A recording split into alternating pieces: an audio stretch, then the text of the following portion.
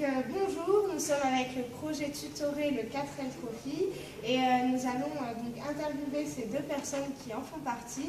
Donc vous pourriez vous présenter pour nous? Alors moi c'est Benjamin Moreau, je suis parti de l'UTGEA, tout comme... Donc moi c'est Martin Varito, donc également à l'UTGEA.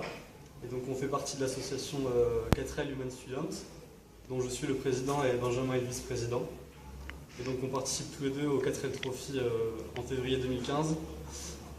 Et donc on constitue l'équipage 384 pour l'édition de 2015. D'accord. Et est-ce que vous pouvez nous expliquer pourquoi vous avez choisi ce projet? Qu'est-ce qui vous a motivé?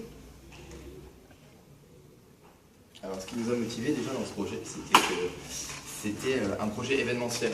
Il n'y avait pas forcément que ça à l'UTGEA, donc déjà ça nous a mis dans une certaine catégorie à choisir, donc les projets événementiels, être là dans l'action. En plus de ça, c'est un projet humanitaire qui plus est, donc forcément, directement, notre choix s'est porté sur celui-là. En plus de ça, l'année dernière, des amis qu'on a en commun participaient à ce même projet et nous ont bien évidemment incité, proposé de le faire et nous avons accepté et nous avons tout fait au jour d'aujourd'hui pour pouvoir remplir notre mission. Très bien. Donc quelle va être la prochaine étape dans votre projet? Donc là, au jour d'aujourd'hui, on a bouclé le budget. Donc on a bien bossé pour ça. Et donc là, on cherche maintenant le contrat d'assurance qui est assez important quand même. On a déjà récolté les fournitures en partie. Donc on a plus de 60 kg de livres scolaires pour les enfants au Maroc. Après, on continue à en collecter parce que plus il y en a, mieux c'est évidemment. Donc on est inscrit, donc tout ce qui est formalité administrative, on est bon. Et voilà, donc là on finit tranquillement, on va dire, à fignoler le projet. Donc au-delà du projet événementiel, il nous reste toute la partie universitaire à faire. Et donc là c'est moins drôle. Beaucoup moins drôle. Alors, puisqu'il vous reste presque plus qu'à partir, est-ce que vous pouvez nous dire à partir de quand est-ce que vous allez partir? Quel est le jour du départ? Alors nous allons partir le 18 février et nous avons un point de rendez-vous à Biarritz, le seul point de rendez-vous en France. Puis par la suite, évidemment, nous descendons en Espagne, nous prenons le ferry pour atteindre le Maroc et faire le raid humanitaire. D'accord. Quelles sont les différentes actions que vous avez menées pour faire ce projet à bien?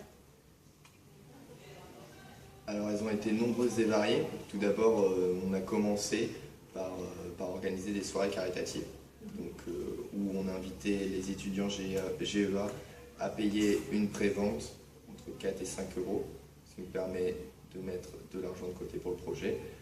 Et en échange, nous négocions dans les bars les tarifs préférentiels. Comme ça, durant la nuit, les étudiants pouvaient faire la fête sous le nom de la soirée caritative. Par la suite, on a vu que ça ne suffisait pas, donc on a cherché des sponsors. Des sponsors qui se sont avérés très difficiles à trouver. On a trouvé particulièrement la mairie de Bordeaux, qui nous a donné 3100 €, donc qui nous a payé les frais d'inscription au raid. Et par la suite, on a eu du mécénat, que ce soit par la Vinothèque ou le Château Fayot, donc la vente de vin, tout ça, la vente de stylos par la suite. On a récupéré des clés USB qu'on va vendre aussi, donc voilà. D'accord. Et quelles sont les difficultés que vous avez rencontrées au cours de ce projet? C'est surtout la frilosité des sponsors, on va dire. En temps de crise, surtout au niveau des entreprises, qui sont pas toutes... certaines sont en difficulté, donc on voit que les gens, ça les tiendrait à cœur de nous aider pour des projets comme cela, mais hélas, la réalité économique fait que même 400 € dans leur trésorerie, ça fait un trou, ils n'ont pas le budget pour. Et donc, ça a été ça le problème, c'est... je pense qu'on a pris environ 95% de réponses négatives lors de nos démarches. D'accord. Merci beaucoup pour de nous avoir accordé ce temps et j'espère qu'on vous verra vivant au retour. Merci.